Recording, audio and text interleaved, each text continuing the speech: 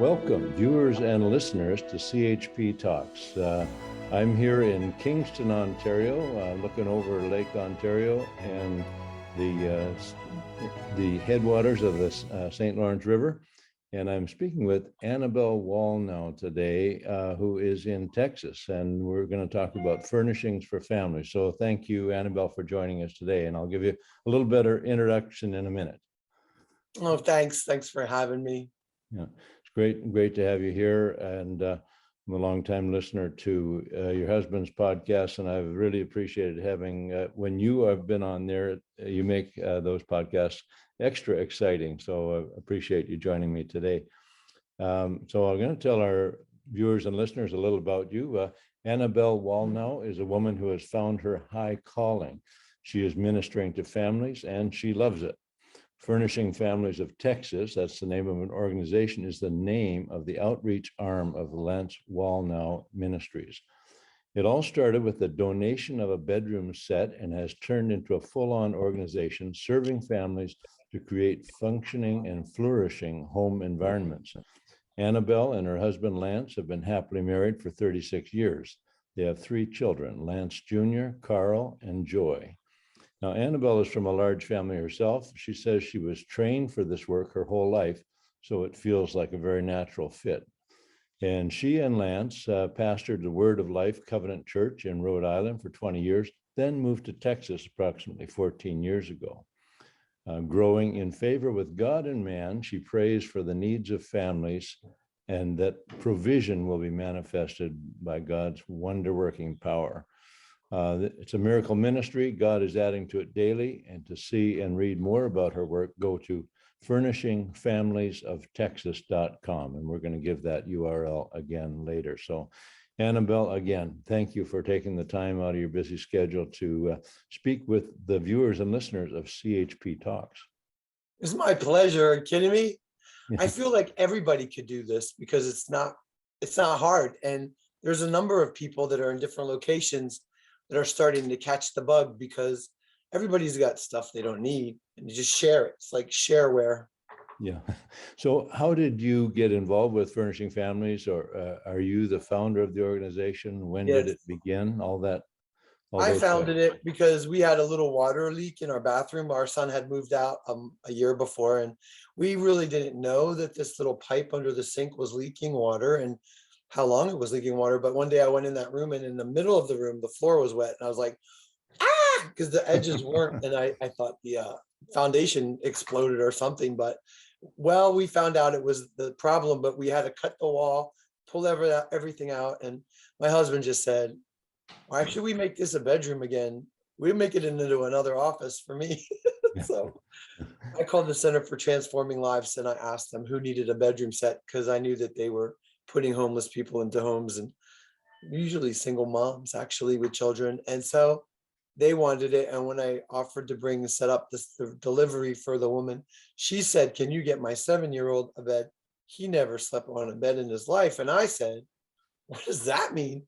She said he slept on a couch, he slept on a floor, he slept on an air mattress, slept in the car, but he never slept on a mattress. So my friend Wanda was with me and she's like, not on my watch. So even though I paid to ship everything, she bought the real new bed. And she, that was the birth of us, because once that family got a bed, the 2 mom and the son got a bed, they told people and they had no bed. So you'd be surprised how many people don't have a bed in your zip code. Like the children push their shirt over their knees and lean against the wall and sleep against the wall. Like they're used to it. Wow. It is shocking. And babies in their onesie, they're laying face down on a rug. I have pictures because I go into places in them.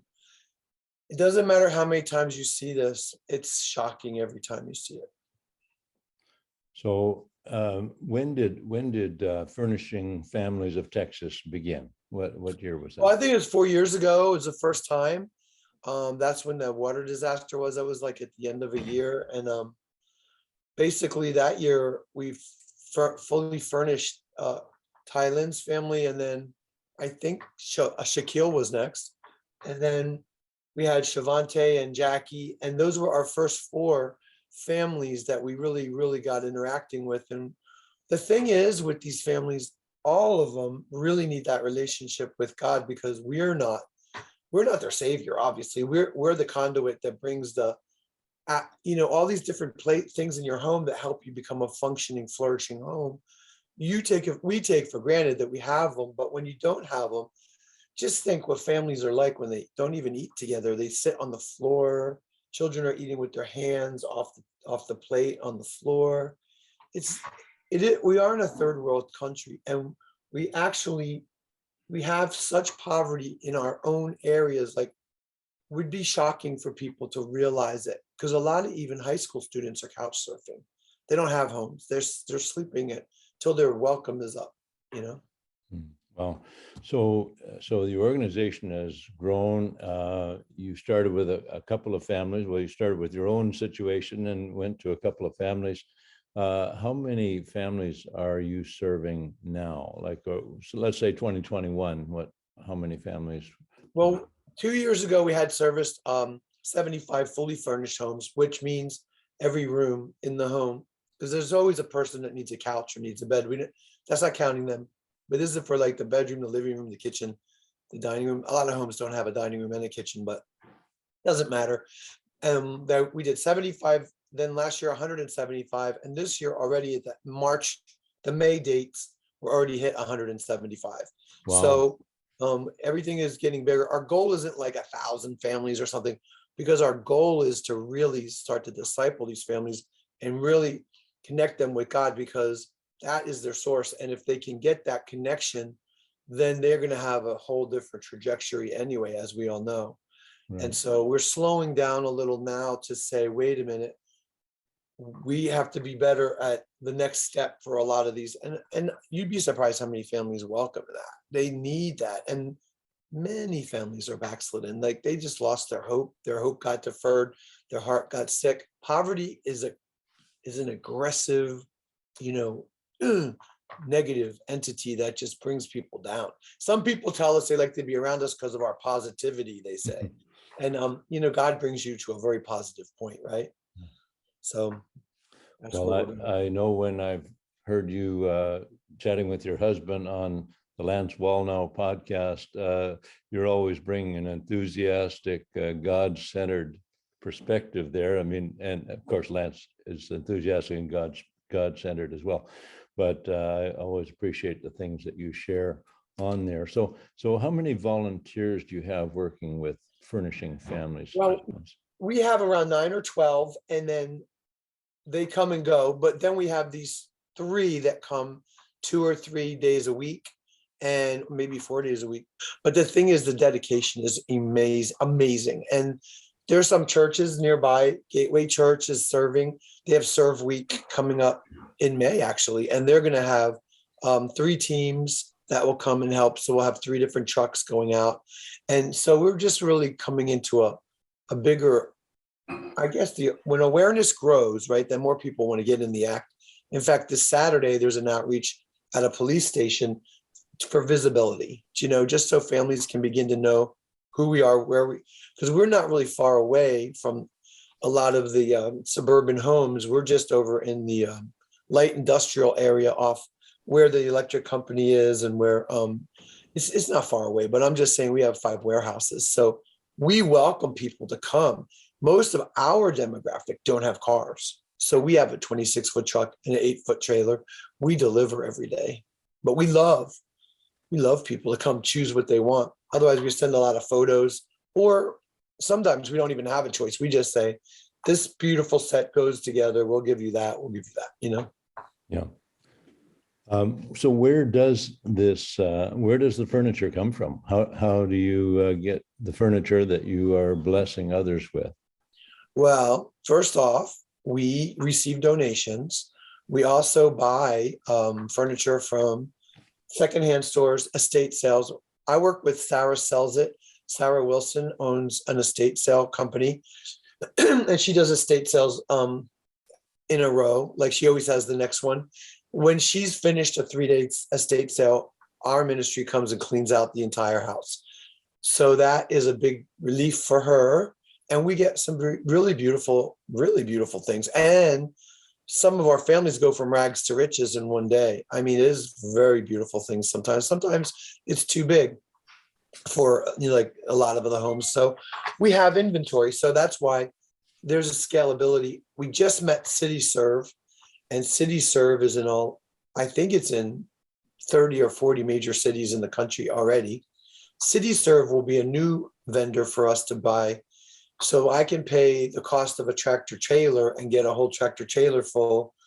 The cost of traveling that tractor trailer, in other words, to come to me to unload, instead of I'm buying through a lot of times online wholesale, like fair.com. That's a wholesale place stores buy from. But free is better than that. So free is coming, but then freight is going to be the cost. So I'm going to let myself run out of everything now that I just met them. Because even I buy off of Amazon. I buy pots and pans off of Amazon. Amazon for $139, I get a very nice ceramic stainless steel pot and pan set, which comes with some utensils. And the reason I'm saying that is because they let me utilize my AMX points. So we run our home ministry on AMX, and then we use the points to buy stuff to give away. Yeah. So it's all good. It's just when we get into free is so much better than paying for anything. Yeah. So you have this in Texas. Are there other states that have this similar thing, or even the same thing? Are you connected with people in other states doing work like this? Well, a lot of people are contacting me about how to get started, and I keep assuring everybody that we started in our home, then we got a storage unit.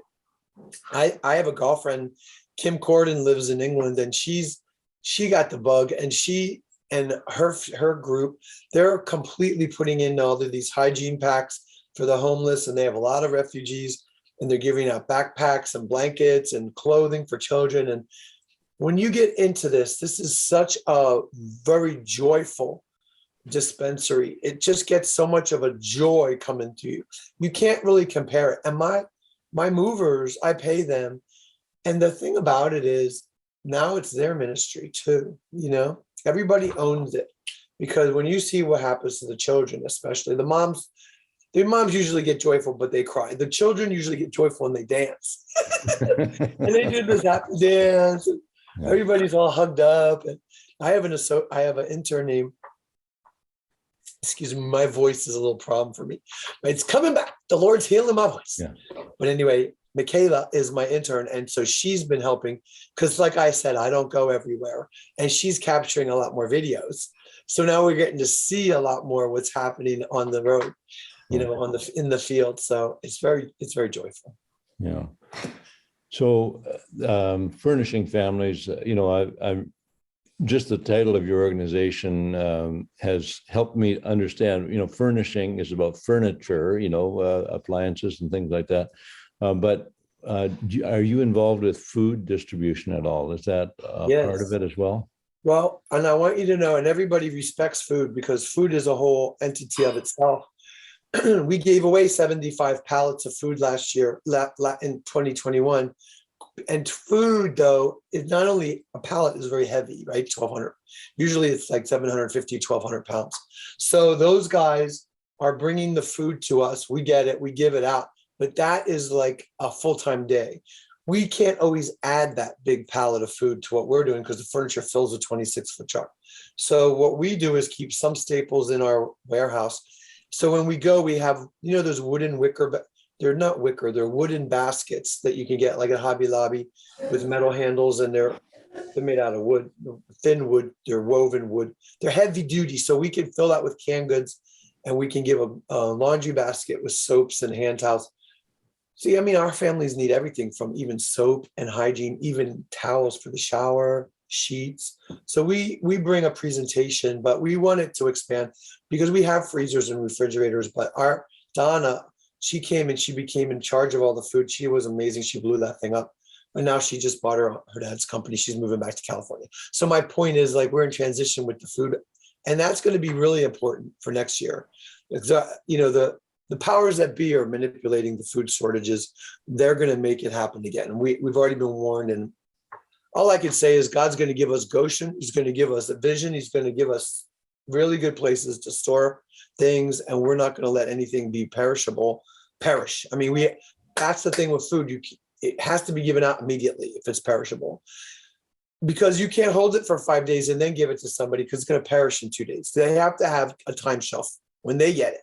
So we don't believe in giving stuff out that's already exceeded the expiration date, which in food banks, we were in food banks in Rhode Island when we pastored, and they would tell you that everything's good a year after the expiration date, and that's fine, but that's not what we're doing. And we give away brand new beds and brand new sheets and brand new pillows. We want to establish people with a nice life of what we're given. If somebody gave us a bed and said that they never used it, was in a guest bedroom, and it might be 2 years old, we would look at it and take it, possibly, but we don't normally take beds that are used. Do you understand what I'm saying? Yeah. Same with food. Food has to be pristine. Yeah. Excellent. So I've heard Lance mention my friend, Canadian pastor Arthur Palowsky. We visited him on this trip. We've been driving across the country. We've been in Ottawa, and we're going back to Ottawa this week for the March for Life in Canada. You have yours in January down there, but ours is in May. Anyway, we visited Arthur in his home, where he is sort of under semi-house arrest. He's under curfew. He was in solitary for 51 days for preaching to the freedom truckers. But he has been for years and years feeding the homeless or street people in Calgary. I've been with him when he's been doing that, long before COVID and all those restrictions and problems came with that. But he has had such a wonderful and successful ministry, meeting the needs of those who, have fallen on hard times or whatever. And so has the sort of the COVID protocols impacted your ministry in any way? Has it affected how you do your work? For the record, that's what blew our ministry up, because most places weren't receiving any donations during COVID. They were shut down on that. I gather we were essential because we never shut down. We never stopped working. And we had to wear masks for some homes. Some homes didn't mind. I got COVID twice. So I actually, not that I feel fearless about it, but I'm not afraid of COVID. I mean, the thing about COVID is once you have it, you have the antibodies, but people are hurting, and so they need everything anyway. So yeah. I would just suggest that what did COVID do for us? It opened the door that was so wide open that when we went through it, we were like, we went from like 2 warehouses to 5 warehouses, and now we still also have 4 storage units, which we really need one roof over our whole head, you know what I mean? And we want to be on the same land with Lance, because we're on 2 different lands right now, like addresses. Okay. I think 5 miles apart, but that's not the same as being on the same address, which even if we're on the same acreage, and that would be better. So we're actually believing God for a certain property right now. So it's coming. Yeah, well, very good. I'm sure those who have benefited from your outreach have appreciated that you didn't let COVID get in the way. So, yeah. We really couldn't at the time, because we were just getting started. But when you get started in something like this, and you see the need and you meet it, and you see the need and you meet it, then you see the bigger need. Like, we also learned the wrong way to do stuff, which was this one refugee apartment house. All refugees live there. Like, I really don't understand the refugee situation. If the government opens the door for families to come live somewhere, why they don't give them what they need to get started? Like, I mean, okay, so bring 50 refugee families into an apartment house and give them a door that shuts. That's all you got? No furniture, no bed? Well, then I guess that's the church's job, which I believe all of it is the church's job. I don't even believe that's the government's job. But the thing I'm saying is that when we brought the we bought the 26-foot trucks full of stuff. We had it all organized to give whoever got the king box spring, got the king mattress, got the king sheets, got the king pillows. the people ripped it all apart. So one person got part of this, one person got, and it was a free for all because of the desperation. And they opened my car, they ripped everything out of my car. I'm like, that's not for you. That's for the next stop, chasing people down. And I thought, what is going on? And I realized the desperation is so great. And so we just need people who are minded in this area. So yes, if the government brings people and puts them somewhere, we have to be in alignment to bring it to the fullness. These are human beings. So I don't even really have to comment on anybody's, are they from Africa? Or are they from Russia? Or are they from Ukraine?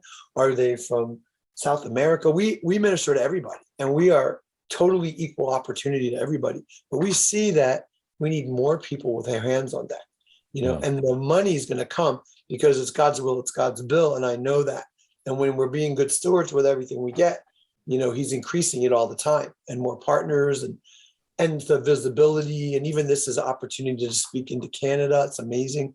I really appreciate it. And I'm honored that, you reached out to me, because my thing is, it will never have to be called Furnishing Families anywhere. Call it what you want. But this whole ministry of helps and benevolence is so easy. Like every yard sale you look how much stuff people sell, right? This is out of their house that they don't need it. This is out of their garage. It's just extra. And then the people who are getting it, they got it if you can give it for free, give it for free. Give them a hand up, Yeah, right on. Yeah. Awesome. God will bless you. Yeah. Some other way, it's great. So does the state of Texas, are they involved at all in what you're doing? Do they recognize it?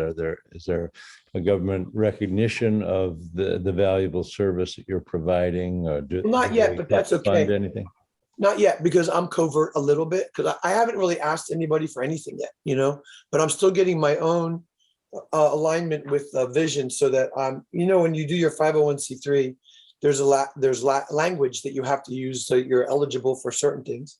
See, I will always invite help for things that are, like, for instance, I'm going to build affordable housing. Lance and I will be building that in our lifetime, because there's very little affordable housing. The YMCA in South Fort Worth, near McDonald's YMCA, they are building affordable housing. That's the first people I've heard mention the word affordable housing, and on purpose, because it does not exist. Yeah. They're putting single moms in homes with even these sliding scale programs. The homes because the cost of real estate just went up. It just went up a lot. So I don't know where you live, but here it's hard to even find an apartment or a house to rent for under $2,200. Like, that's the new low. That's the new 1,500 is 22. Wow. And my point of saying that is, if a family can get in there, and they're a single mom especially, and they have a job, the equation you learned in high school from your parents that said, you better make your rent in 1 week's pay or you have financial stress. These girls aren't making that kind of money, and it's only a matter of time till they're going to get evicted again. Yeah. So they're going to get into another cycle of eviction and poverty. That is affecting these children. And most of these single moms have more than 3 kids, 3, 5, 7, 9. And then you have to feed them. That's why it's just, God's going to give us some kind of template that's going to make sense. And perhaps it'll be kibbutz living type thing, where everybody who lives in that affordable housing has a job in that community, besides the job that they pay their rent with. And I don't know, but I feel like it's going to be a 7M city. We're going to build it, and it's going to have all the mountains represented in strength. And there will bring glory to God from every angle.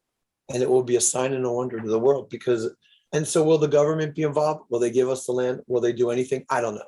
But I'm just telling you that these are the things we sleep and dream about at night. Wonderful. So, and I'm not sure that all of our listeners will know about the 7 mountains. Your husband talks about that a lot. Can you just briefly describe what you were? Okay, so if you give a template to the world, right, and you just boil it down to the simplicity of a template, then you can make these little 7 mountains, which are mind molders. They're like the family and the church and education and government, business, arts, media. So the media is supposed to tell the truth, but since it doesn't, I think Lance is going to collapse it in with the arts, and he's going to call it entertainment because it's more that, and then he's going to add maybe medical, because now medical is taking over. Yeah. Like pharma and all the big things that are controlling a lot of these different influences. So he's going to rename some of that, I think, this year. But my point of saying it all is, it's just the idea of influence, right? So when you get to the top of the spheres of influence, then you have more power. Is it all money? Well, there's a lot of influence that maybe is tied into money, but there's a lot of influence that's tied into the supernatural. I mean, let's face it. When we get together and pray, like after this meeting with you, I'm going to my prayer team. We meet every week, and either through Zoom or in person. And that is the engine of Lance Wallnau Ministries and Furnishing Families, is this prayer group of these women, these 5 women. We pray every week, and it's so powerful. So I'm never going to, will the government get involved? Maybe, and maybe not, because maybe it's all going to be God's people that are going to come together, and who knows? But God told me 3 years ago or 4 years ago, he's going to give us 100 acres. And so how's he going to do that? I don't know. I'm patient. I'm not in any hurry for anything. So I'm busy about the Father's business, and, it's all happening. So it's a matter of his time. His timing is not my timing. I'd be like yesterday, yeah, slow down. Yeah. So where do your funds come from? I know they come from God, but from as far as individuals, people donate to Furnishing for Families. Yeah, Furnishing Families has a website there, and people give online. People can give through Bloomerang. We just set it up through Karen Kelly. She's my associate who's in charge of my donor partner relations, which that's the thing, like the cultivation of our partners to understand what we're doing, because people really feel attached, connected, and empowered by helping other families. Like in our case, our youngest is 25 and she'll be 26 this year. And the point of saying that is, like, my kids used to tell me when I was little, I had too much nurture. And I was like, what? Is that a thing? And so I just feel like a lot of moms, really a lot of women, men too, but a lot of women really do have a nurture gift that wants to continue after their children leave.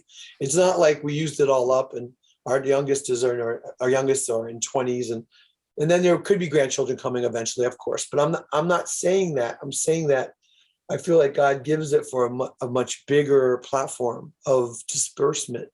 Yeah. Like if you ever were a squad leader in gym, and you have the team, you have the class captains, you have the squad leaders that go back to the team. Like, it's almost like that.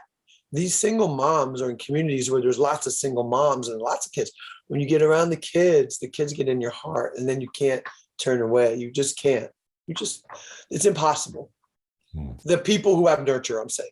Maybe it's possible for people who don't, or governments who just destroy families, and like we're seeing all over the world right now, is very foreign. It's just so ungodly, right? It's just so beyond ungodly, and you don't know how to language it except. Yeah. So Annabelle, there must be a particular passage of scripture that motivates you. I mean, I'm sure the whole book is dear to you, but do you have a particular verse or a couple of verses that you go to regularly? Well, it's that Proverbs about the hope deferred making the heart sick, and then desire fulfilled is a tree of life. Because I always see the family like a tree. And my sister Jeannie always has got the hydroponic gardens in her house downstairs, all the basil, especially. When you have a hydroponic basil, though, the roots are about 2 or 3 feet long, okay? What our society does today is they cut off the roots. So as soon as you cut off the roots of a family, what's there? A dying plant, right? Slowly. And so the reason I'm saying that is most of the the single moms that I have multiple baby daddies in their families, and then none of them are connected in. So it's like all these children from different daddies are in the family. So there's like a whole desire I have, like in the Old Testament, there's such a desire to see the family restored, but it's really a difficult family definition without a mother and a father because of how God designed it, and so in other words, the biblical ideas are so obvious why, and you see it, the evidence of why not, so I would just suggest that that whole image of root systems and abiding in the vine. Why does God tell us to abide in the vine? Well, because we're in a living watering system, like the water of the word to our soul, and our mind, our will, our emotion has to be renewed. But getting the word of God that's such alive, it comes into us and it's rearranging some things all the time, right? So that's why, you look at the world and you look at their ideas of celebrity marriage, celebrity divorce, celebrity too much information, like feed on that for one article. And you're just like, like, why feed on that? Like feed on the good news, because it really brings life. It's a huge difference. Yeah, super. So big. Anything else you want to be sure our listeners know about your work? We're going to close off with giving the address again, Furnishing Families of Texas.com, right? I know it's a mouthful. We're going to shorten it. When we got started, we were trying to say, what do we do so we could brand ourselves so people could remember it? We went through a lot of, like, ask my husband how hard it is to name a baby with me. We went through a lot of names. But anyway, so Furnishing Families, that's what we do, right? So of Texas, because somebody already had Furnishing Families, believe it or not. Okay. So I guess I would say that look around, everybody. Look around and see how you can bless somebody, because my friend Rochelle Fletcher, she has the Goodness Project with her husband, Bill. And I was watching when she was preaching about the goodness of God and giving to other people. And she's likened it to the joy of a mother who breastfeeds a child. And the thing about breastfeeding a child, they're getting all the nutrition they need. It could be for a year or two. That's all the food they get. My point is that when you nourish a family with any gift that you see brings life, it is such a life-giving gift back to you. And you don't do it for that, but it's such a byproduct. It's something you can't get any other way than giving. Yeah. So the Bible says it's more, more blessed to give than to receive. And but it is. You are really experiencing that blessing. And we thank you for what you're doing. I know God is pleased with what you're doing, and the people that are receiving from you are just, there's an open door for the goodness of God to flow through you to them. And I know that they appreciate it as well. And we hope that those listening to this program, there may be some who will want to start something like this in their own backyard. And if they do, then we'll have them get in touch with you for some tips along the way. But you can just email me. Our website's got all the information. Okay. Excuse me. But it's easy to do it in a small way too, guys. I'm not trying to suggest that you have to sign up for some big ongoing thing. Just do one act first and then see how about two, and then see how it spreads out. I mean, it's even with clothes. My whole media room is filled with clothes, because guess what the new idea is? And I want to put this in the atmosphere, because a lot of high schools have students at every age school. I shouldn't just say high schools. The students don't have clothes. So there's a lot of peer pressure about how, raggedy they dress. So let's put closets in schools for giveaways. Go through the guidance counselor. Let the guidance counselor keep it down off the radar so the other students don't know what's going on, that they got that outfit they're wearing today from that closet. Give beautiful, posh clothes. Or I'm getting clothes now. I'm going to start getting new clothes, but I shop and I get really well done, well cared for clothes, but I wash everything. Or if it's already dry cleaned, it has a tag. But my point is, these closets, there's lots of schools with empty classrooms all over the Metroplex here. So we're going to get in there and put some beautiful closets. Wonderful. So furnishingfamiliesoftexas.com. Thank you so much, Annabelle Wallnau, for joining us this week. And it's been inspirational and a real joy to speak with you today. So thanks. Tune in again next week, folks, for another edition of CHP Talks.